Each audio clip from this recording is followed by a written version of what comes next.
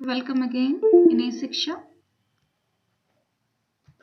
Complete करते हैं हम अपना ग्रोथ एंड डेवलपमेंट को।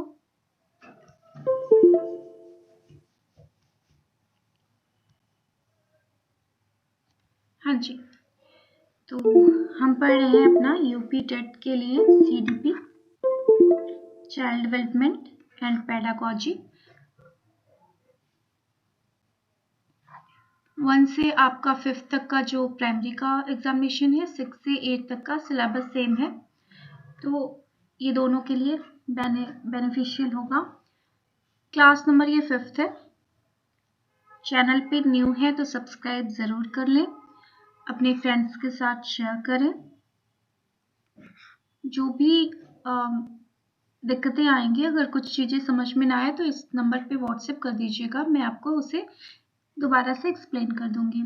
तो ग्रोथ एंड डेवलपमेंट हम पढ़ रहे थे, जिसमें हमने मीनिंग पढ़ लिया और क्या पढ़ा, प्रिंसिपल्स पढ़ लिए, सिद्धांत को पढ़ लिया। अब हम पढ़ेंगे इस ग्रोथ एंड डेवलपमेंट यानी वृद्धि एवं विकास को प्रभावित करने वाले तत्वों को। Factors affecting growth and development.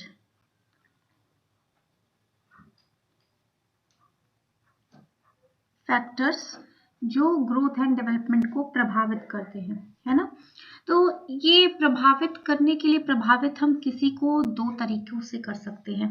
जैसे कि मैं आपको बताती हूँ कि आप किसी को, मान लीजिए मेरी अपनी पर्सनालिटी है, मेरी पढ़ाने का तरीका जो भी है, तो हो सकता है कुछ लोगों को पॉजिटिव वे में ले और कुछ लोग इसे नेगेटिव में ले, मतलब मेरे से नेगेटिव वे में प्रभावित हो, कुछ लोग मुझसे पॉजिटिव वे में प्रभावित हो। तो किसी भी चीज को प्रभावित करने में 2 तरीके आ सकते हैं, पॉजिटिव प्लस नेगेटिव, सकारात्मक नकारात्मक। इसी प्रकार जो आपका वृद्धि एवं विकास है, आपका जिसे ग्रोथ एंड डेवलपमेंट कहेंगे, वो भी 2 तरीकों से क्या होता है, प्रभावित होता है, पॉजिटिव और नेगेटिव। अगर पॉजिटिव तरीकों से प्रभावित हो रहा है तो बड़ी अच्छी बात है, बट अगर इसमें नकारात्मक तरीके से प्रभावित हो रहा है तो एक बच्चे के विकास में ये हर्डल बन जाएगा, बाधा बन जाएगा। इसलिए नकारात्मक रूप से जितना ही ये कम प्रभावित करे बच्चे के ग्रोथ एंड डेवलपमेंट को, उतना ही सही रहता है एक बच्चे के लिए, ताकि वो अपना अच्छा सा इसका विकास हो सके, है ना। तो चलिए अब पढ़ते हैं कि क्या क्या चीजें प्रभावित कर सकती हैं। तो फर्स्टली आप जान लीजिए हेरिडिटी, जिसे वंशानुक्रम कहते हैं। वंशानुक्रम, दादा नाना पापा बाबा, जो भी दादी नानी, इन लोगों से जो मिलती हैं चीजें, वो होती हैं आपकी हेरिडिटी, यानी कि वंशानुक्रम। वंश के अनुसार हमें जो चीजें मिलती हैं, तो ये पॉजिटिव वे में भी प्रभावित करती हैं और नेगेटिव वे में भी प्रभावित करती हैं। जैसे कि एक माता है, माता का जो बेबी है, माता बहुत ही इंटेलिजेंट है, बहुत ही प्रतिभाशाली है, बुद्धि है, तो इस माना जाता है कि ये प्रभावित करेगा ही करेगा इसे पॉजिटिव वे में, कि ये भी बच्चा प्रभावशाली बुद्धिमान बने, है ना। तो इस तरीके से हेरिडिटी, आपकी जो वंशानुक्रम है, वो प्रभावित करता है। ये नेगेटिव वे में भी हो सकता है, माता या दादी या बाबा, जो भी पिता, अगर वो मंदबुद्धि के हैं, है ना, तो हो सकता है इनकी संतान भी मंदबुद्धि ही निकले, है ना। तो ये प्रभावित करती है। फिर आपका हो गया वातावरण, इन्वायरमेंट तो बहुत ही ब्रॉड है, इसमें सारी ही चीजें समाहित हो जाएंगी और कुछ बताने की जरूरत नहीं होगी, फिर भी मैं आपको बताती हूँ। हर तरीके का वातावरण एक बच्चे के वृद्धि और विकास में, ग्रोथ एंड डेवलपमेंट में सकारात्मक या नकारात्मक रूप से प्रभावित कर सकता है, ठीक है। तो अब हम पढ़ते हैं पौष्टिक भोजन। पौष्टिक भोजन, आप भोजन ही कर लो, फूड कर लो, न्यूट्रिशन कर लो, आप यहाँ से न्यूट्रिशन ज्यादा सही रहेगा, है ना। अगर एक बच्चे को पौष्टिक भोजन मिल रहा है, न्यूट्रिशन मिल रहा है, तो ये ऑब्वियस है कि इस बच्चे का डेवलपमेंट, फिजिकल डेवलपमेंट बहुत अच्छा होगा। जब शारीरिक विकास अच्छा होगा तो ये ज़रूरी है कि उसका मानसिक विकास भी अच्छा हो। अब मानसिक विकास अच्छा होगा, अच्छा रहेगा, बुद्धिमान रहेगा तो किसी कुंठा से ग्रस्त नहीं रहेगा, तो इसका संवेगात्मक व्यवहार भी अच्छा रहेगा, है ना। संवेगात्मक विकास भी, सारे पक्ष इसके अच्छे हो जाएंगे। तो फूड और न्यूट्रिशन बहुत इंपॉर्टेंट है पॉजिटिव वे में आपके वृद्धि एवं विकास को प्रभावित करने में। फिर है आपका fresh air and light. Fresh air and light, ताजी हवा, स्वच्छ हवा कहते हैं ना। स्वच्छ हवा बहुत ही इंपॉर्टेंट है। किसी को बहुत ही कंजेस्टेड जगह पे रख दिया जाए बंद करके, और कोई बच्चा रह रहा है बहुत ही अच्छी जगह पे रह रहा है, खुली हवा इसको मिल रही है, अच्छा प्रकाश मिल रहा है, लाइट, सूरज की लाइट मिल रही है, और इस बच्चे को कमरे में बंद है, भले एसी में रह रहा हो लेकिन ये कमरे में बंद है, स्वच्छ हवा इसको मिल नहीं रही है, प्रॉपर वेंटिलेशन नहीं है इसके यहाँ, लाइट के नाम पे सूरज की रोशनी इस पे नहीं पड़ रही है, घर में बहुत सारी लाइट्स लगी हैं, तो इन दोनों बच्चों के वृद्धि एवं विकास में बहुत ही अंतर पड़ेगा। ओके, तो फिर है 5th नंबर पे आते हैं आपका इंटेलिजेंस।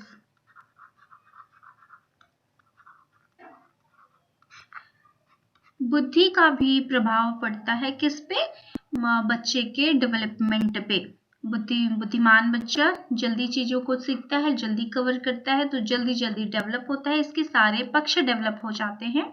बल्कि अगर बच्चा कम बुद्धि का है, मंद बुद्धि है, तो इसके डेवलपमेंट में बहुत ही टाइम लग जाता है, और बच्चे को गाइडेंस की भी यहाँ पे जरूरत पड़ती है ना। चलिए, तो अब आते हैं, और इसमें भी और है,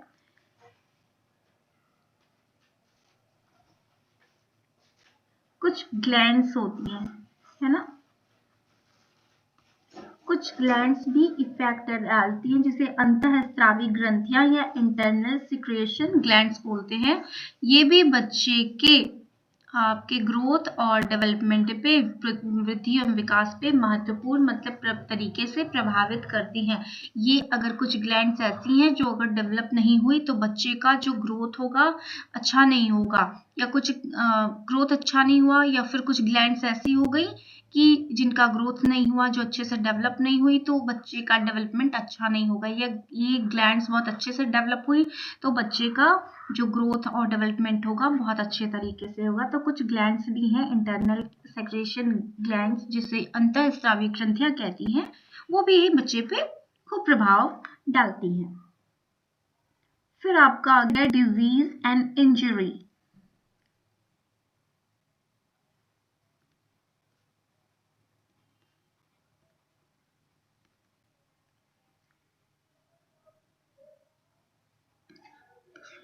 रोग चोट, अभी आप देखो कि छोटे बच्चे, अगर आपने देखा होगा तो डिजीज की बात करें, अगर बच्चे को कोई रोग हो जाता है तो भी बहुत सी चीजें इसकी डेवलपमेंट अच्छे से नहीं हो पाता है। आपने देखा होगा कि एक दिमागी बुखार जो इंसेफ्लाइटिस चला था, उसकी वजह से जो बच्चे बेसिकली तो बहुत से बच्चों की डेथ हो जाती थी, लेकिन जो बच्चे इस जापानीज बुखार, इस डिजीज के बाद जीवित बचते हैं, आप देखो उनका डेवलपमेंट अच्छा नहीं होता, आप उनमें बहुत सी कमियां रह जाती है। आप पर्सनल का आपका एक्सपीरियंस रहा होगा, आसपास ऐसे कुछ बच्चे होंगे जिन्हें किस तरीके की बीमारियां अगर बचपन में हो जाती है तो उनका डेवलपमेंट अच्छा नहीं होता। ये जापानीज इंसेफ्लाइटिस की मैं बात करूं, अगर इसके बाद बच्चे बच जाते हैं तो वो बहुत ही अल्प बुद्धि के होते हैं, या फिर वो बोल नहीं पाते ढंग से, मतलब कुछ ना कुछ पार्ट उनका इफेक्टेड हो जाता है, जिससे उनका ग्रोथ एंड डेवलपमेंट नहीं अच्छा हो पाता है। आप इंजरी ही ले लो कि कोई छोटा बच्चा है, छोटा है, उसको किसी प्रकार की दिमाग की इंजरी हो गई तो इसका डेवलपमेंट नहीं हो पाएगा, या फिर हाथ पैर ही टूट गए, या कुछ भी इस तरह की इंजरी हो गई बचपन में, तो इसका डेवलपमेंट अच्छा नहीं हो पाता है। ठीक है, फिर आते हैं हम पारिवारिक परिस्थितियों पे, फैमिली स्टेटस को लेके। फैमिली एनवायरनमेंट भी आप ले लो और यहाँ पे स्टेटस ले लो। ठीक है। फैमिली का एनवायरनमेंट अगर बहुत अच्छा है, बहुत कोऑपरेटिव हैं सभी एक दूसरे के प्रति, बहुत ही अच्छा माहौल है, स्पिरिचुअल तरीके से लोग रहते हैं, साथ में एक दूसरे को सपोर्ट करते हैं, कोऑपरेशन रहता है, लव रहता है, अफेक्शन रहता है फैमिली में, तो वहाँ के बच्चे ज़्यादा डेवलप होते हैं, ज़्यादा डेवलप होते हैं इस फैमिली के बच्चे से, जहाँ पे जिस फैमिली में रोज लड़ाई झगड़ा, गाली गलौज, मार पीट, ये सारी चीजें होती हैं, बहुत ही मतलब झूठ बोला जाता है, अत्याचार होता है, मतलब इस तरीके का अगर फैमिली का माहौल है तो ये बच्चा बहुत कम डेवलप होगा। बल्कि अगर ये बच्चा जहाँ पे लव अफेक्शन और बहुत फैमिली का एनवायरनमेंट बहुत अच्छा है, तो ये बच्चा ज़्यादा डेवलप होगा फिजिकली, मेंटली, इमोशनली, हर तरीके से। ओके।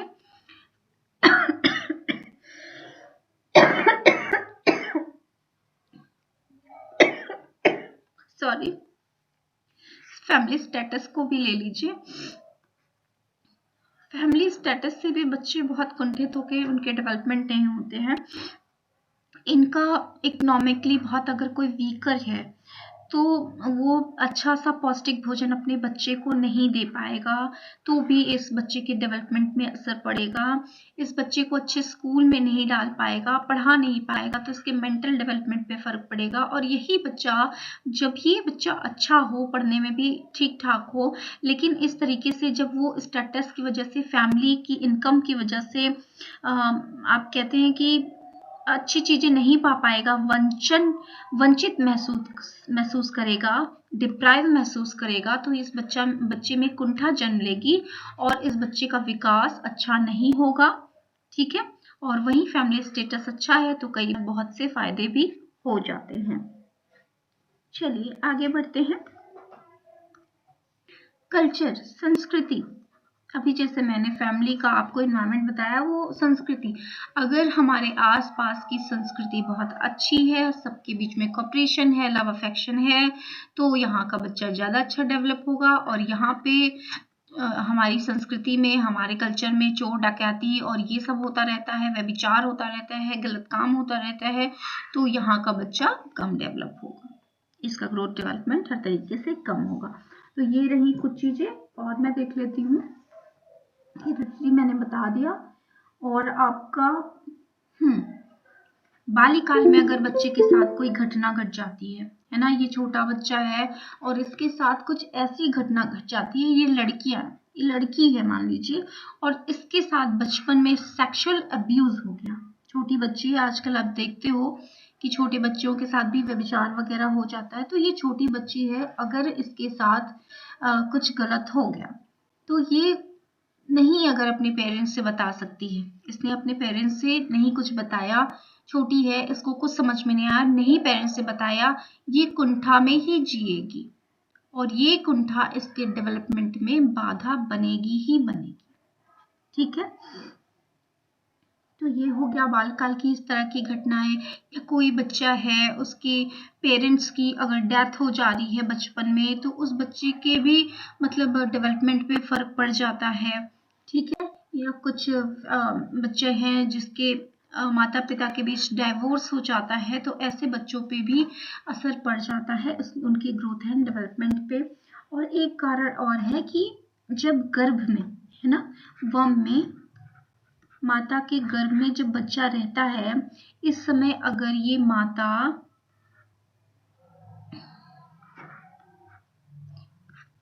माँ के गर्भ में बच्चा है, उस समय ये माता बीमार हो जाती है, इसको कोई सीरियस बीमारी हो जाती है, या फिर इसको अच्छा माहौल नहीं मिलता, हमेशा चिड़चिड़ी रहती है, तो भी इसके गर्भ में पल रहे बच्चे को क्या होगा, इसके ग्रोथ और डेवलपमेंट पे असर पड़ेगा, प्रभावित होगा। तो ये हो गए आपके ग्रोथ एंड डेवलपमेंट को, वृद्धि एवं विकास को प्रभावित करने वाले तत्व।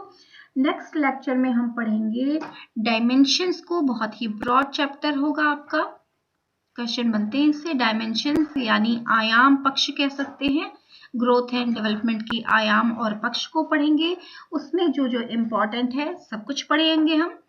तो